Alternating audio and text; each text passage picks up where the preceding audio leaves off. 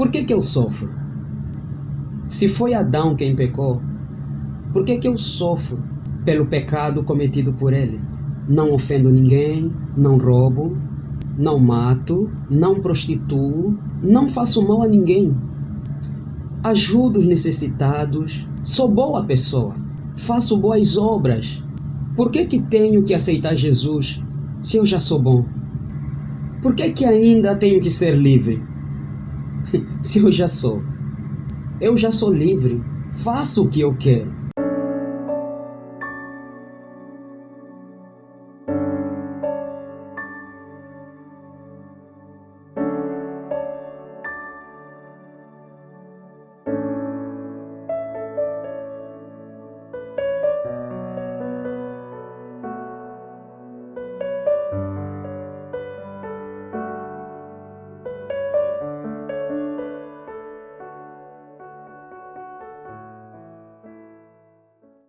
Eu saúdo os meus irmãos com a paz do Senhor Jesus Cristo.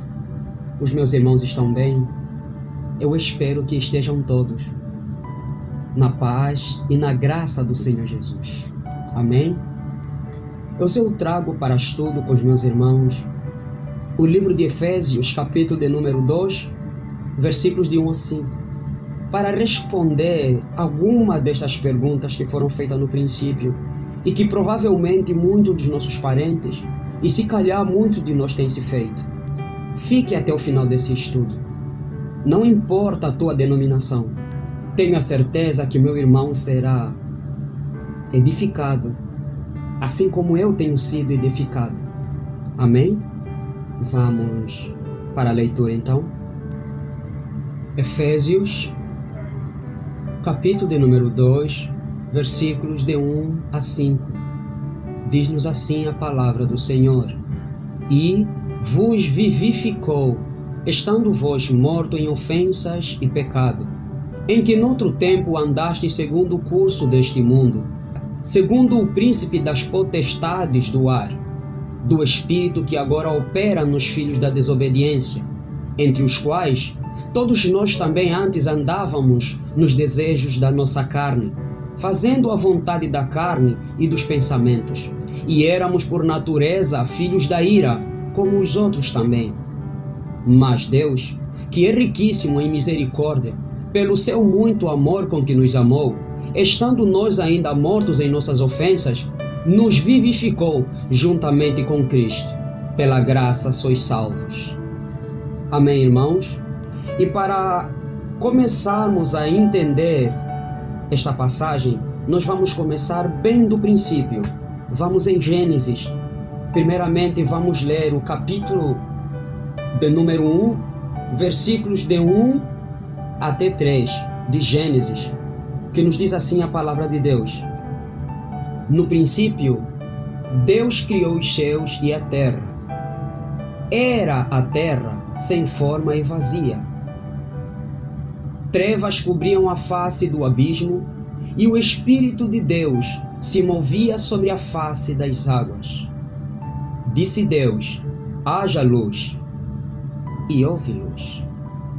É importante, irmãos, primeiramente analisarmos esta passagem de Gênesis, capítulo de número 1, versículos de 1 a 3, e entendemos o mistério que aconteceu entre o versículo 1 e o versículo 2 de Gênesis. Deus nos apresenta numa primeira instância a terra já formada, funcionando tudo na sua plenitude. Mas no versículo a seguir, nós vemos que ela ficou completamente vazia, sem forma, sem propósito. Amém? Para sabermos o que aconteceu, dos versículos 1 até o 3, estará brevemente disponível no canal um estudo detalhado daquilo que eu percebo acerca deste assunto, sobre Gênesis capítulo de número 1. Amém? Mas voltando ao assunto aqui, é importante que nós saibamos, irmãos, o que aconteceu do versículo 1 e o versículo 2, para compreendermos o mistério que na qual aconteceu entre o versículo 1 até o versículo de número 2, vamos rapidamente saltar para o versículo de número 26 até o versículo 31 de Gênesis capítulo 1. Eu vou pedir que meu irmão preste bastante atenção nesse estudo. Não perca nenhum detalhe. Amém, irmãos? Continuando a leitura no capítulo 1, versículo de 26 até 31, diz-nos assim a palavra de Deus, em Gênesis capítulo 1, a começar do versículo 26. Então, disse Deus, façamos o homem à nossa imagem conforme a nossa semelhança.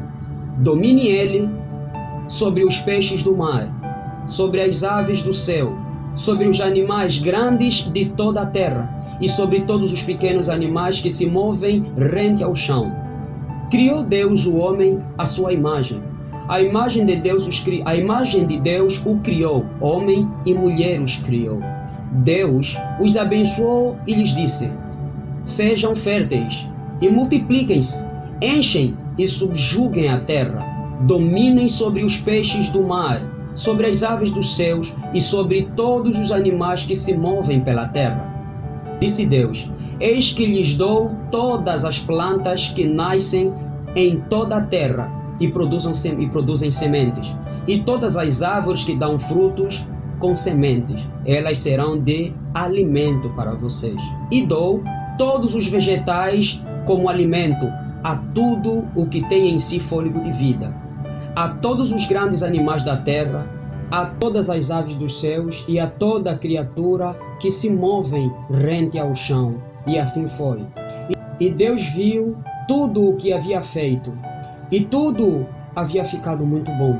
Passaram-se a tarde e a manhã foi o sexto dia. Nós vemos aqui no versículo 26, de 26 a 31, que na qual Adão era o dono, ele era o senhor da terra.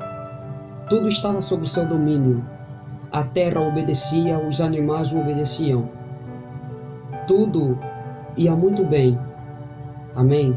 Como nos diz a palavra de Deus, no livro de Salmos 115, versículo 16, os céus são os céus do Senhor, mas a terra deu a ele, aos filhos dos homens. Amém? Significando assim que o homem tinha o total domínio sobre a terra. Conforme confirmamos aqui em Gênesis capítulo de número 2, a começar do versículo 7, de 7 a 9, e depois vamos pular até do versículo 15 até o 17. Amém? Diz assim o versículo de 7 a 9. Então formou o Senhor Deus ao homem do pó da terra, e lhe soprou nas narinas o fôlego de vida, e o homem passou a ser alma vivente. E plantou o Senhor Deus um jardim no Éden, na direção do Oriente, e pôs nele o homem que havia formado. Do solo fez o Senhor Deus brotar toda sorte de árvore agradável à vista e boas para alimento, e também a árvore da vida no meio do jardim e a árvore do conhecimento do bem e do mal.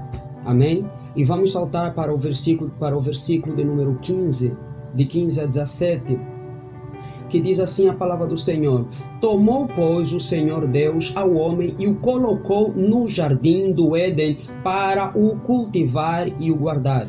E o Senhor Deus lhe deu esta ordem: de toda a árvore do jardim comerás livremente, mas da árvore do conhecimento do bem e do mal não comerás, porque no dia em que dela comerdes, certamente morrerás.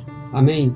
Então, nós vemos que Deus fez o homem, ele formou o homem do pó da terra e lhe colocou no jardim e lhe deu a ordem, então, para que ele pudesse assim subjugar, conforme vimos no versículo de número 26, no versículo de número 27 de Gênesis capítulo 1.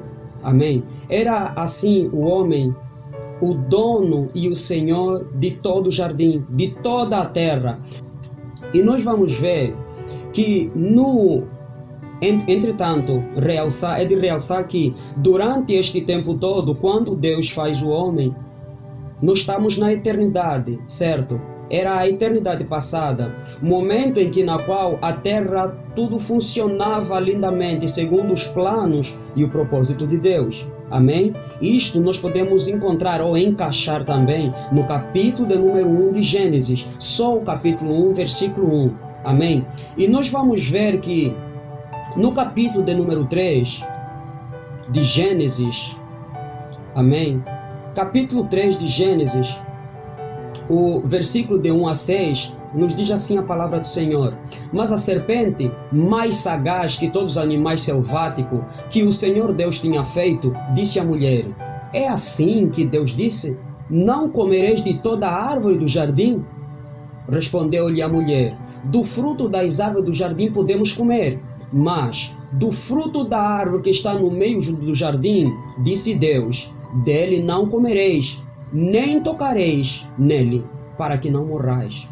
Então a serpente disse à mulher: é certo que não morrerás, porque Deus sabe que no dia em que dele comerdes, se vos abrirão os olhos, e como Deus sereis conhecedores do bem e do mal.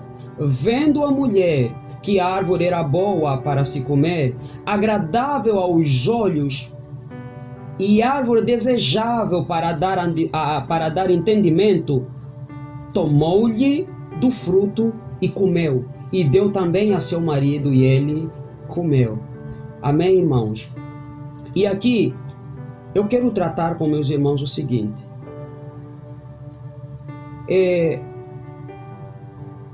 Adão, sendo o Senhor da terra, tudo que estava sobre a terra obedecia a Adão. Estava tudo sob o domínio dele. Amém? Agora, nós sabemos que a serpente foi usada pelo inimigo, pelo diabo, pelo acusador. Amém? A serpente, Satanás se apossa da serpente e vai enganar Eva. Amém?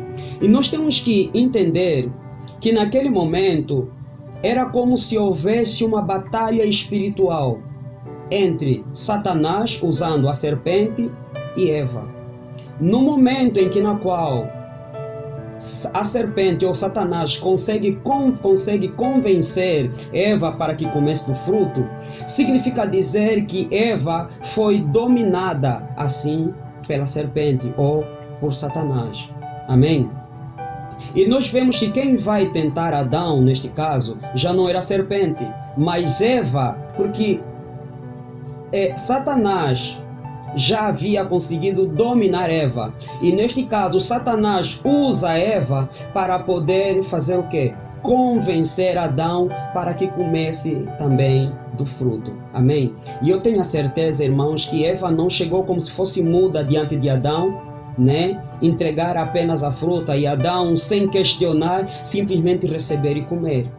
É claro que houve um diálogo entre Adão e Eva, né? Até que Eva conseguiu, na verdade, convencer Adão para que comesse do fruto. Amém? Adão então come. No momento em que ele come, significa dizer que ele foi vencido também pelo inimigo, pelo diabo. A partir do momento que Adão é vencido por Satanás, significa dizer que a terra passa a ser domínio de Satanás. Amém? Assim como nós vemos na carta de 2 Pedro, capítulo de número 2, versículo 19, nos diz assim: prometendo-lhes liberdade, quando eles mesmos são escravos da corrupção, pois aquele que é vencido fica escravo do vencedor. Amém? Neste momento tudo interessa, mas o nosso foco é esta parte B. Pois aquele que é vencido fica escravo do vencedor. Nesse caso, Satanás venceu Adão e Eva. Então, eles se tornaram escravos de Satanás. Adão e Eva se tornaram escravos, amém? Porque Satanás conseguiu vencê-los pelas suas artimanhas, amém? Glória a Deus. Amém? E vamos apoiar aqui com a carta de 1 de João, no capítulo 5.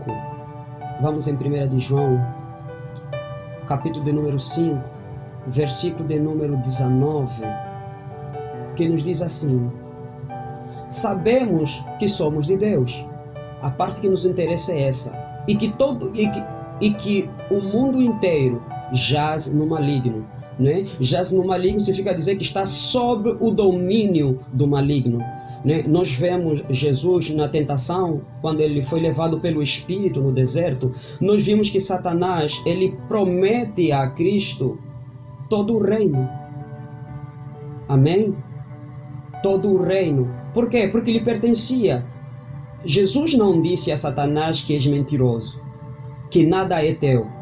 Amém? Isto porque verdadeiramente ele conquistou, vencendo o homem, ele passou a ser o Senhor da terra, não é? O mundo todo passou a estar sob o domínio dele. E, é claro, todo alguém que coloniza um povo, que vem colonizar o outro, ele vem com a sua cultura.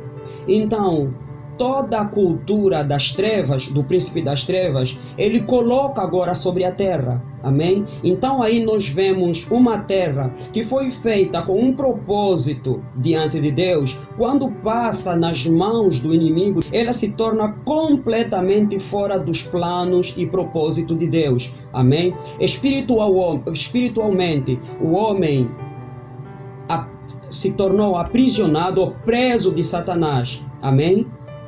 E nós vamos ver aqui no livro de Êxodo, vamos ver o livro de Êxodo sobre a lei dos escravos. Êxodo capítulo de número 21.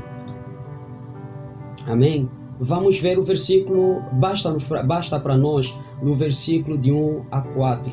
Amém? Diz assim: são estes os estatutos que lhes proporás.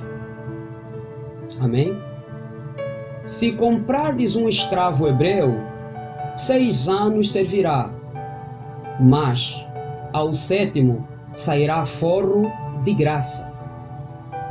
Se entrou solteiro, sozinho sairá. Se era homem casado, com ele sairá sua mulher. Se o seu senhor lhe der mulher, e ela der à luz filhos e filhas, a mulher e os seus filhos serão do seu senhor, e ele sairá sozinho. Amém? Para aquilo que nós queremos tratar, este versículo é suficiente para nós. O que eu quero dizer, o que eu percebo ali? Quando Satanás vence Adão e Eva, vamos imaginar, é como se ele o colocasse dentro de um quintal. Amém? Dentro de uma cerca. Então, tanto Adão como Eva, a partir deste momento, no momento que eles foram vencidos, eles se tornaram pertença de Satanás. Significa dizer que todos os filhos que eles gerassem seriam também do seu Senhor, seria de Satanás. Ali, por isso é que nós nascemos escravos. Amém, irmãos?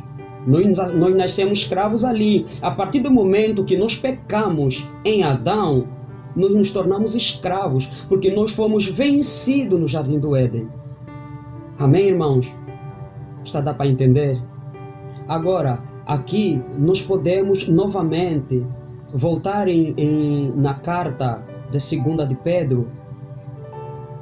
Podemos voltar novamente na carta 2 de Pedro, capítulo 2, versículo 19. E aí vamos entender, porque nós já vimos que o homem, ele se tornou escravo. Amém? E nós vemos o governo de Satanás como é. É cheio de corrupção, cheio de maldade, prostituição, bebedeira, engano, drogas, mentiras, assassinatos, guerras. Amém? Isso tudo é característica do governo do príncipe das trevas.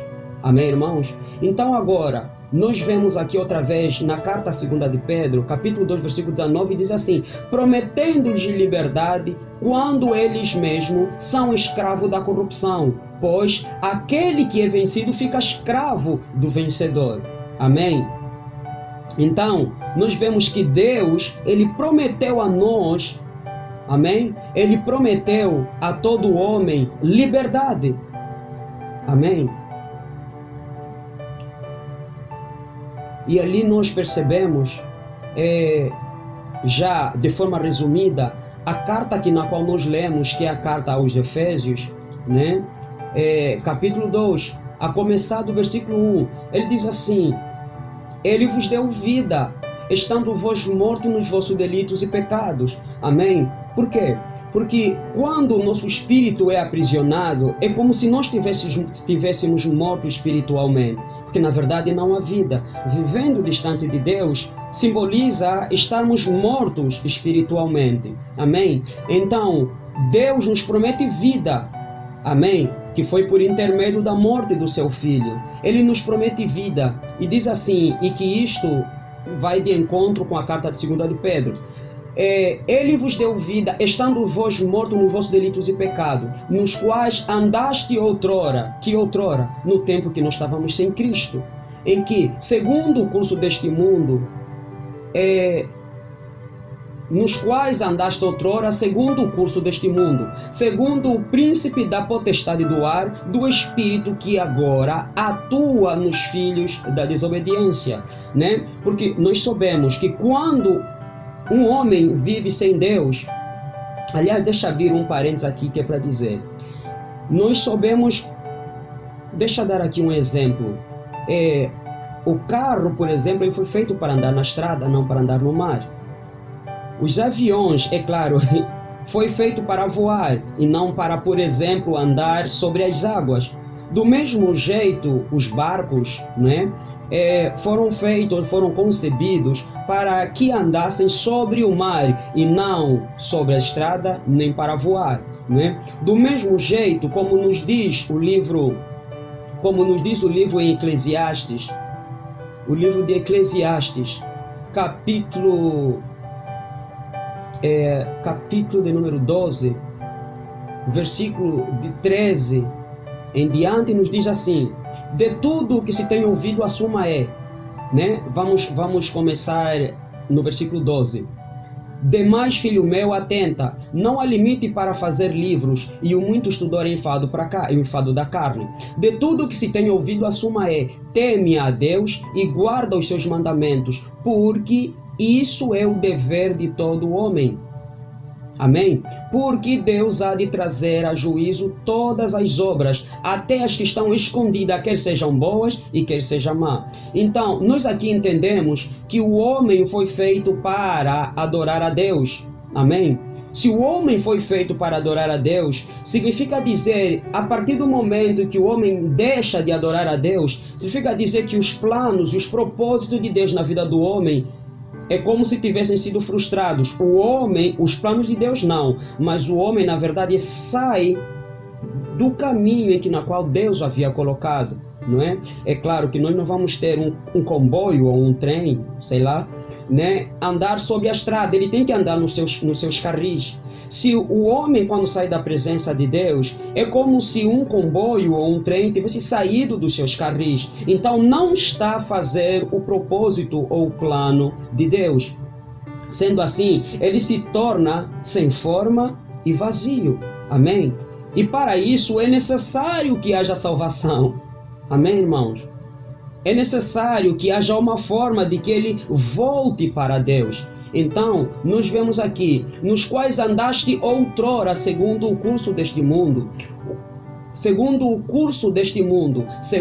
o príncipe da potestade do ar, do espírito que agora opera no filho da desobediência, entre os quais também todos nós andávamos outrora, amém? No momento em que nós estávamos sem Cristo, segundo a inclinação da nossa carne, fazendo a vontade da carne e dos pensamentos, e éramos por natureza filhos da ira, como os demais também, né? Nós vimos em João capítulo 8, versículo 44, que na qual